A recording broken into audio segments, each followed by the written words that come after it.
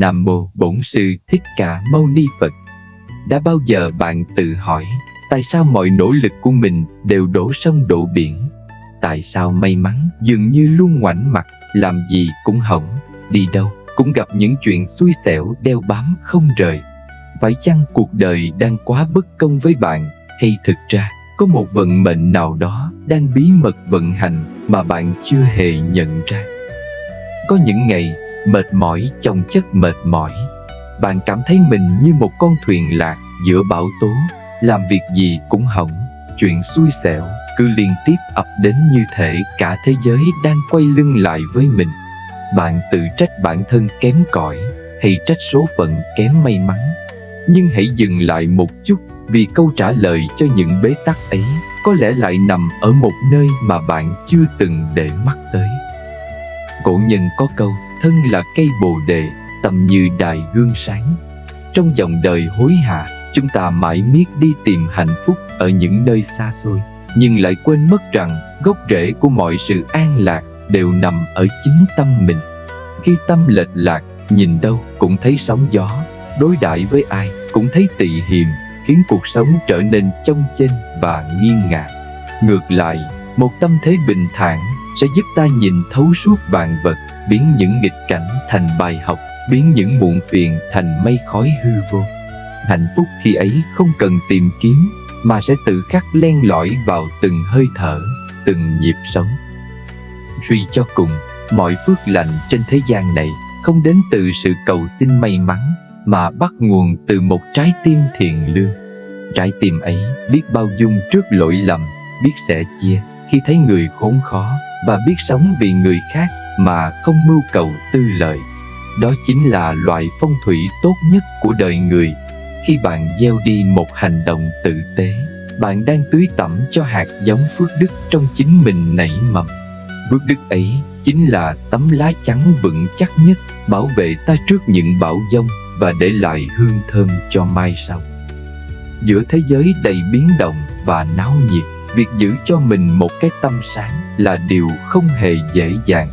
Nhưng chỉ khi giữ được sự trong sạch trong suy nghĩ và thuần khiết trong hành động, bạn mới tìm thấy được sự bình yên thật sự. Hy vọng rằng dù ngoài kia có bao nhiêu cám dỗ hay áp lực, bạn vẫn luôn kiên định với bản ngã thiện lương của mình. Chúc mọi người luôn giữ được cái tâm sáng, đôi mắt tin tưởng và một tâm hồn tĩnh lặng để cảm nhận trọn vẹn vẻ đẹp của cuộc sống này. Sống có tâm, ắt có tầm, phước báu sẽ tự nhiên hội tụ. Trong giáo lý nhà Phật, đức không phải là một danh xưng tự phong, cũng không phải là thứ có thể đổi chác bằng lễ vật hay những lời cầu nguyện sáo rỗng. Phước đức chính là ngân hàng của số phận, được tích lũy từ những hành động nhỏ bé nhất khi ta đối đãi với vạn vật xung quanh. Đức Phật từng dạy rằng dẫu làm hàng trăm việc thiện mà tâm không thiện, thì phước ấy cũng chỉ như hoa nở chóng tàn. Nhưng nếu giữ được tâm lành, thì dù việc nhỏ như hạt cát cũng sẽ kết thành tòa sen rực rỡ. Khi bạn sống có tâm, bạn đang gieo trồng những hạt giống của sự tử tế vào mảnh đất nhân gian. Cái tầm của một con người không nằm ở vị trí họ đứng, mà nằm ở độ rộng lượng của trái tim và chiều sâu của sự thấu cảm. Người có tâm sẽ không vì lợi trước mắt mà hại người, không vì tham sân si mà đánh mất bản ngã. Bởi họ hiểu luật nhân quả là vòng quay công bằng nhất của vũ trụ, gieo gió gặt bão, gieo nhân nào gặt quả nấy. Nếu chúng ta gieo đi sự chân thành, chúng ta sẽ gặt hái được sự an yên. Nếu chúng ta gieo lòng vị tha, chúng ta sẽ nhận lại sự tôn trọng. Đừng bao giờ than vãn rằng tại sao cuộc đời mình gặp nhiều trắc trở. Hãy tự soi rọi lại tâm mình, xem ta đã thực sự bao dung, đã thực sự sống trọn vẹn với hai chữ đạo nghĩa hay chưa. Nhớ rằng phúc họa không có cửa, đều do người tự chiêu mời. Khi đức hạnh đã đủ đầy, mọi sự xui rủi sẽ tự khắc tan biến, hạnh phúc sẽ tự tìm đường đến gõ cửa. Mặc sức mà hưởng không phải là hưởng thụ vật chất xa hoa, mà là hưởng cái tâm thái ung dung, tự tại giữa dòng đời vạn biến. Hãy kiên trì tu dưỡng, sống thuận theo thiện căn, bởi một khi tâm đã sáng thì đường đời ắt sẽ rộng mở, muôn vạn phước lành sẽ tự nhiên hội tụ. Chuyện về tấm vé đậu xe và sự tử tế âm thầm. Thành là một nhân viên kinh doanh luôn gặp vận đen. Cả tháng nay, anh không ký được hợp đồng nào, xe lại hỏng, và đỉnh điểm là anh bị sếp khiển trách nặng nề trước mặt đồng nghiệp. Chiều đó, khi dắt xe ra về dưới cơn mưa tầm tã, Thành thấy một chiếc xe hơi sang trọng vô tình làm rơi một chiếc ví ngay khi vừa lăn bánh khỏi hầm. Dù đang rất bực bội và mệt mỏi, nhưng bản năng của một người sống có tâm không cho phép Thành lờ đi. Anh nhặt chiếc ví, thấy bên trong có rất nhiều giấy tờ quan trọng và một số tiền lớn. Thay vì về nhà nghỉ ngơi, Thành đứng đợi dưới mưa gần 1 tiếng đồng hồ vì nghĩ mất giấy tờ này, người ta chắc chắn sẽ rất hoảng loạn. Cuối cùng, chủ xe quay lại. Đó là một người đàn ông trung niên vẻ mặt thất thần. Khi nhận lại ví, ông vô cùng cảm kích và muốn gửi Thành một số tiền hậu tạ, nhưng Thành từ chối. Tôi trả lại vì biết ông sẽ cần nó, không phải để nhận tiền. 2 tuần sau, công ty Thành có một dự án đấu thầu cực lớn.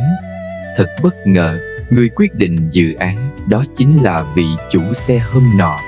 Khi gặp lại Thành, ông không chỉ tin tưởng giao hợp đồng cho công ty anh, mà còn nói với ban giám đốc: tôi chọn đối tác không chỉ vì năng lực, mà vì tôi biết người của các bạn có cái tâm sáng.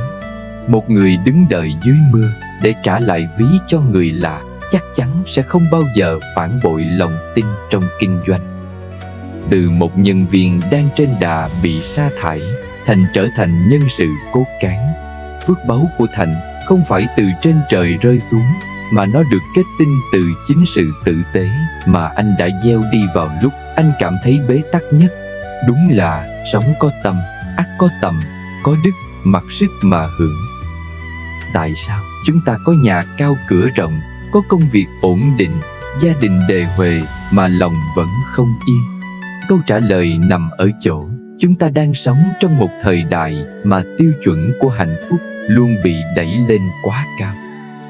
Thực tế, tâm ta khổ không phải vì thiếu thốn, mà vì ta bị cuốn vào vòng xoáy của sự so sánh. Có nhà rồi, ta lại nhìn sang căn biệt thự của hàng xóm. Có công việc tốt rồi, ta lại lo lắng bao giờ mình mới giàu bằng người ta. Phật giáo gọi đây là tâm mong cầu. Khi ta đặt hạnh phúc của mình vào những thứ bên ngoài, ta đã vô tình biến mình thành nô lệ cho chúng. Đồ vật càng nhiều, nỗi lo mất mát và khao khát có thêm lại càng lớn, khiến tâm trí không một phút giây nào được nghỉ ngơi. Lý do thứ hai là chúng ta đang sống ở tương lai. Chúng ta ít khi thực sự cảm nhận bữa cơm ngon bên gia đình hay một giấc ngủ sâu. Thay vào đó, lúc ăn ta lại lo chuyện ngày mai, lúc ngủ lại tính chuyện tháng sau. Tâm không ở hiện tại thì làm sao thấy được hạnh phúc? Chúng ta quên mất rằng mọi thứ trên đời này, từ tiền tài đến người thân, đều là mượn của thế gian. Khi tâm quá bám chấp, muốn mọi thứ phải theo ý mình mãi mãi, ta sẽ tự rước lấy khổ đau khi có bất cứ thay đổi nào xảy ra. Muốn hết khổ, chỉ có cách học chữ biết đủ. Biết đủ không phải là dừng lại, mà là trân trọng những gì mình đang có trong tay ngay lúc này. Đừng để cuộc đời trôi qua trong việc đuổi theo những ảo tưởng.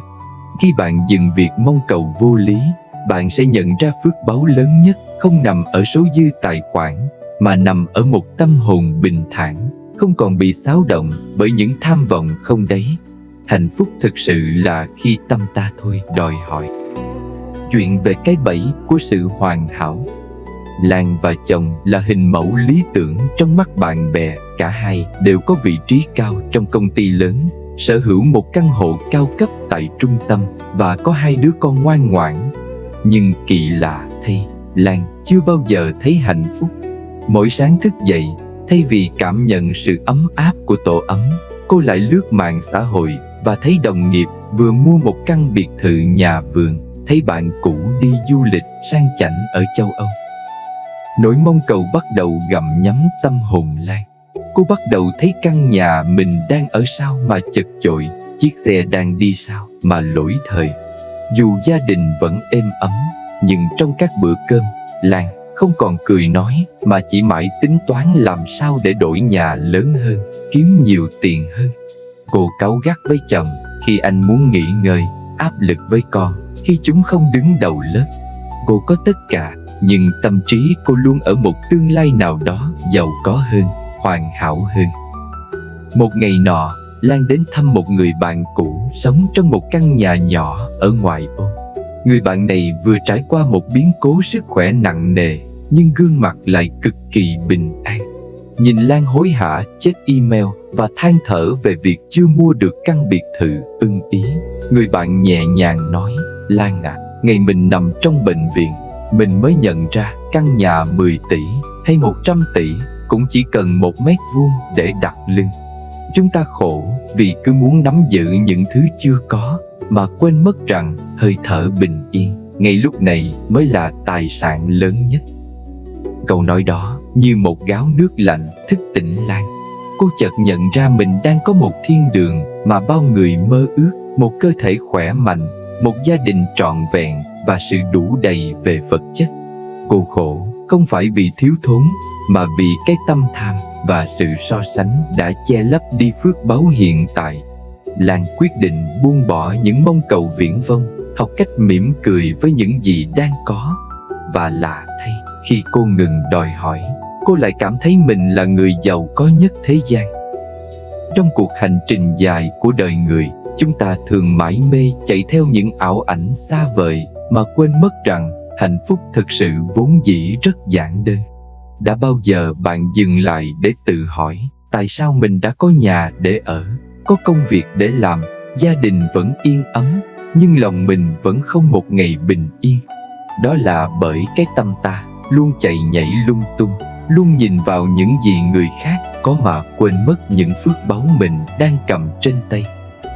Chúng ta đang sống trong một thế giới đầy rẫy sự so sánh. Thấy người ta có xe sang, mình cũng muốn đổi. Thấy người ta giàu nhanh, mình cũng bắt đầu sốt sắng. Nhưng bạn ơi, mọi sự mong cầu quá mức đều là khởi đầu của khổ đau. Nếu cứ mãi đuổi theo những thứ hào nhoáng bên ngoài, bạn sẽ rơi vào cái bẫy của sự tham cầu không đáy. Đừng để cuộc đời mình trôi đi trong sự mệt mỏi, để rồi một ngày khi bệnh tật ập đến, khi đối mặt với những mất mát không thể cứu vãn, ta mới bàng hoàng nhận ra mình đã bỏ lỡ quá nhiều khoảnh khắc quý giá. Hạnh phúc thực sự không nằm ở số tài sản bạn sở hữu, mà nằm ở khả năng biết đủ. Biết đủ là khi bạn cảm nhận được sự ngon lành của một bữa cơm đạm bạc, sự ấm áp của một lời hỏi thăm, và sự bình yên khi hơi thở vẫn còn nhẹ nhàng trong lòng ngực. Hãy học cách lắng nghe bên trong mình, quay về chăm sóc tâm hồn để tìm lại sự cân bằng. Khi bạn dừng lại việc chạy theo những áng mây xa vời, bạn sẽ thấy cuộc sống này vốn dĩ đã rất rộng lượng với mình. Đừng đợi đến khi kiệt sức vì những áp lực tự thân mới bắt đầu học cách buông xả. Hãy sống trọn vẹn cho hiện tại, trân trọng những người bên cạnh và giữ cho tâm mình thật tĩnh. Một khi tâm ta bình thản, hạnh phúc sẽ tự tìm đến mà chẳng cần phải nhọc lòng kiếm tìm. Sống có tâm, biết đủ và yêu thương chính mình, đó mới là gốc rễ của mọi phước đức bền lâu. Chuyện về chiếc đồng hồ trong kho gỗ. Ông Minh là giám đốc một tập đoàn lớn, nổi tiếng giàu có, nhưng luôn sống trong căng thẳng. Một ngày nọ, khi đi kiểm tra kho hàng cũ của gia đình, ông vô tình làm rơi chiếc đồng hồ kỷ niệm, món quà duy nhất người cha quá cố để lại. Kho hàng rộng lớn, tối tăm và đầy bụi bặm với những đống gỗ cao ngất. Ông Minh huy động hàng chục công nhân vào tìm kiếm. Họ lật tung mọi ngóc ngách, dùng cả đèn pin công suất lớn, nhưng suốt 2 tiếng đồng hồ vẫn không thấy gì. Ai nấy đều mệt nhoài và bỏ cuộc.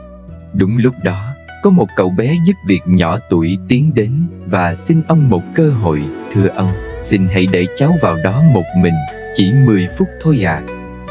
Ông Minh đồng ý, dù không tin tưởng lắm. Chỉ chưa đầy 5 phút sau, cậu bé bước ra, trên tay là chiếc đồng hồ quý giá. Ông Minh kinh ngạc hỏi, làm sao cháu tìm được trong khi bao nhiêu người lớn đã thất bại? Cậu bé bình thản trả lời, cháu không làm gì cả. cháu chỉ ngồi im và giữ cho mình thật tĩnh lặng. Khi căn kho yên ắng hoàn toàn, cháu bắt đầu nghe thấy tiếng tích tắc rất nhỏ phát ra. Cháu cứ theo tiếng động đó mà tìm thấy nó ạ. Cuộc sống của chúng ta cũng vậy. Chúng ta mãi chạy theo những ảo ảnh là tiền tài, danh vọng và sự so sánh, khiến tâm trí luôn ồn ào và mệt mỏi. Chính vì quá mải mê tìm kiếm hạnh phúc ở bên ngoài, chúng ta không còn nghe thấy tiếng nói của sự an yên bên trong. Đừng đợi đến khi bệnh tật hay mất mát mới dừng lại. Chỉ khi bạn biết dừng lại sự lung tung của tâm trí, lắng nghe chính mình và biết đủ với hiện tại, bạn mới thấy hạnh phúc vốn đã ở đó, ngay dưới chân mình, giản đơn như tiếng kim đồng hồ trong đêm vắng. Cây xanh nhờ gốc, người phúc nhờ tâm. Mọi danh lợi rồi cũng sẽ tan biến. Chỉ có những giá trị tốt đẹp mà ta gieo từ tâm hồn mới là tài sản bền vững nhất để lại cho đời và cho chính con cháu mình. Nhiều người cả đời mải mê xây đắp lâu đài bằng tiền bạc, danh vọng, nhưng lại quên mất rằng gió thời gian có thể thổi bay tất cả chỉ trong chớp mắt. Khi nằm xuống, chẳng ai mang theo được sổ đỏ hay tài khoản ngân hàng. Thứ duy nhất còn ở lại chính là cái đức mà ta đã dày công tu tập. Trong giáo lý nhà Phật, phước đức giống như một con đập ngăn nước, bảo vệ ta trước những cơn lũ của số phận. Nếu ta sống chỉ biết tư lợi, đập sẽ cạn dần. Nhưng nếu ta biết sống vì người khác, biết cho đi bằng sự chân thành, thì dòng nước ấy sẽ luôn đầy ắp, tưới mát cho cuộc đời ta và chảy tràn sang cả đời con cháu. Người xưa nói, để của cải cho con không bằng để đức cho con là vì thế. Tiền bạc có thể bị tiêu tán, nhưng nếp sống thiện lương và cái tâm sáng sẽ là tấm lá chắn vô hình, giúp con cháu ta gặp được quý nhân, tránh được tai ương và sống đời bình an. Hãy nhớ rằng, mỗi hành động tử tế bạn làm ngày hôm nay là một hạt giống lành đang âm thầm nảy mầm. Đừng đợi đến khi giàu sang mới học cách sẻ chia, cũng đừng đợi đến khi già yếu mới tìm về sự tĩnh lặng. Ngay lúc này, hãy tưới tẩm cho tâm hồn mình bằng sự vị tha và lòng biết ơn. Khi tâm ta đủ đầy tình yêu thương, mọi sóng gió ngoài kia sẽ tự khắc lùi xa. Sống có tâm không chỉ là cách ta đối đãi với người, mà còn là cách ta trân trọng chính cuộc đời mình, để mỗi ngày trôi qua đều là một ngày gieo thêm phước lành cho mai sau. Chuyện về bát mì của sự thấu hiểu.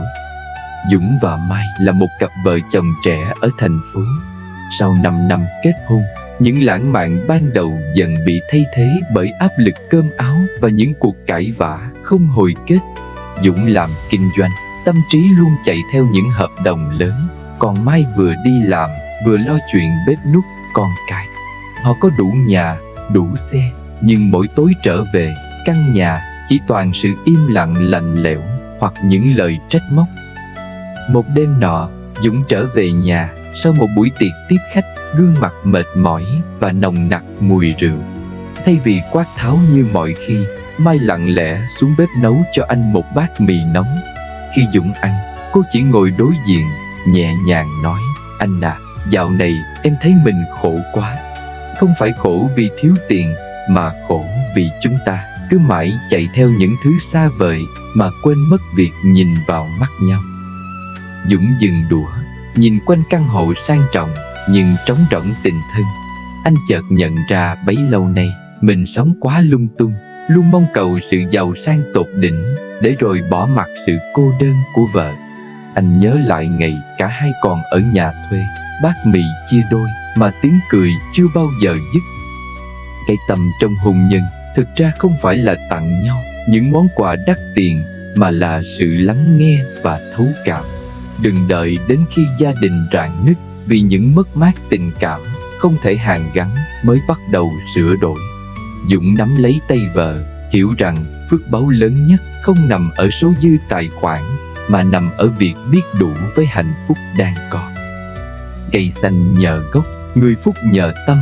Khi vợ chồng biết quay về chăm sóc cái gốc là sự tử tế và lòng biết ơn, mọi danh lợi bên ngoài chỉ còn là mây khói.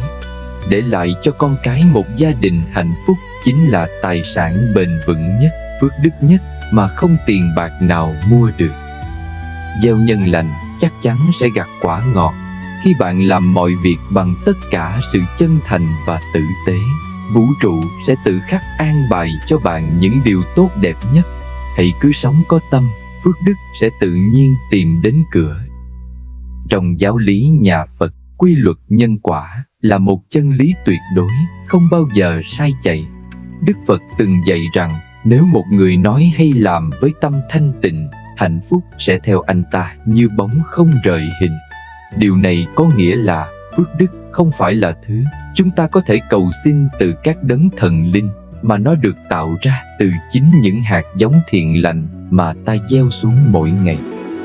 Nhiều người trong cuộc sống hiện đại thường nôn nóng, làm việc tốt nhưng lại muốn thấy kết quả ngay lập tức. Nếu chưa thấy may mắn đến liền nảy sinh tâm lý nghi ngờ, nản lòng. Nhưng bạn hãy nhớ, nhân đã gieo thì quả chắc chắn sẽ gặt, chỉ là sớm hay muộn mà thôi. Vũ trụ này luôn có một cuốn sổ ghi chép công bằng cho mỗi người. Khi bạn sống với một tấm lòng bao dung, không vụ lợi, bạn đang tích lũy cho mình một nguồn năng lượng tích cực cực lớn. Nguồn năng lượng ấy chính là phước báu, thứ tài sản vô hình giúp bạn hóa giải tai ương, biến nguy thành an và gặp được những mối duyên lành trong đời. Lòng chân thành chính là chìa khóa mở ra mọi cánh cửa thành công bền vững. Sống có tâm không phải là làm những điều lớn lao, mà là làm những việc nhỏ bé với một tình yêu lớn. Đó là khi bạn biết lắng nghe một người đang đau khổ, biết chia sẻ một phần may mắn của mình cho người khó khăn hơn, hay đơn giản là giữ cho tâm mình không khởi lên những ý niệm tị hiềm, ganh ghét. Hãy cứ tin tưởng vào sự an bài của nhân quả, bởi khi đức năng thắng số, mọi điều tốt đẹp sẽ tự tìm đến như một lẽ dĩ nhiên, mang lại cho bạn một cuộc đời bình yên và rạng rỡ. Cuộc sống có thể chưa hoàn hảo, nhưng nếu giữ được cái tâm trong sạch và thiện lương, chúng ta sẽ thấy lòng mình luôn nhẹ nhõm. Đó chính là loại phước đức lớn nhất của mỗi người. Trong Kinh Pháp Cú, Đức Phật đã dạy rằng tâm dẫn đầu các pháp, tâm làm chủ, tâm tạo.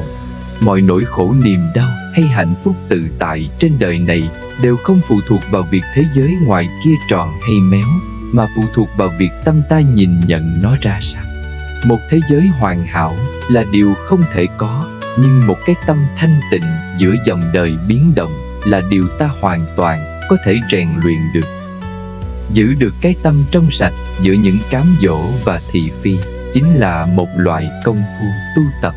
Khi ta không để lòng tham lam, sân hận hay sự đố kỵ làm mờ mắt, ta sẽ không còn bị cuốn vào những vòng xoáy của tranh giành và hận thù. Phước đức lớn nhất không phải là bạn có bao nhiêu tài sản, mà là khi đêm về, bạn có thể đặt lưng xuống và ngủ một giấc thật ngon, vì lòng không chút hổ thẹn với ai. Đó chính là sự an lạc trong từng hơi thở mà Phật giáo luôn hướng tới. Khi ta chọn sống thiện lương, vũ trụ sẽ không để ta chịu thiệt thòi.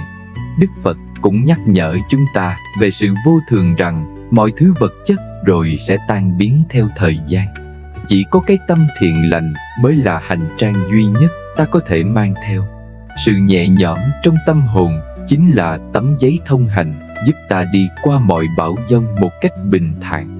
Khi lòng bạn đủ rộng, những chuyện bất như ý chỉ như một hạt muối bỏ vào lòng đại dương, không thể làm mặn thêm được nữa. Hãy nhớ rằng, người có tâm thiện, phước chưa đến, nhưng họa đã rời xa. Đó mới chính là sự bảo hộ vững chắc nhất cho cuộc đời của mỗi chúng ta. Câu chuyện về người thợ mộc và căn nhà cuối cùng một minh chứng hiện đại cho việc giữ gìn cái tâm thiện lương giữa một thế giới đầy những áp lực và cám dỗ. Chuyện về bản vẽ của lương tâm. Ông Nam là một kiến trúc sư kiêm thợ thầu, có tiếng là người sống có tâm, luôn tỉ mỉ trong từng viên gạch, sợi dây điện cho khách hàng. Sau 40 năm cống hiến, ông quyết định nghỉ hưu. Người chủ thầu vốn là bạn thân lâu năm, nài nỉ ông xây dựng một căn nhà cuối cùng trước khi chính thức gác bút. Dù đang rất muốn nghỉ ngơi, nhưng vì nể tình, ông Nam cũng đồng ý. Tuy nhiên, vì tâm trí đã hướng về những ngày nghỉ dưỡng xa xôi, cái tâm trong sạch của ông bắt đầu bị lay động bởi sự mệt mỏi. Ông làm việc một cách hời hợt, chọn những vật liệu rẻ tiền để thay thế cho loại tốt, bỏ qua những lỗi kỹ thuật nhỏ mà bình thường ông sẽ không bao giờ chấp nhận. Ông tự nhủ, dù sao đây cũng là công trình cuối, chẳng ai để ý đâu. Ngày căn nhà hoàn thành, người chủ thầu đến nghiệm thu. Sau khi đi một vòng, ông bạn già mỉm cười và trao chiếc chìa khóa vào tay ông Nam. Đây là món quà bất ngờ mà tôi dành cho ông. Căn nhà này là phần thưởng cho 40 năm làm việc tử tế của ông. Từ nay, nó thuộc về ông.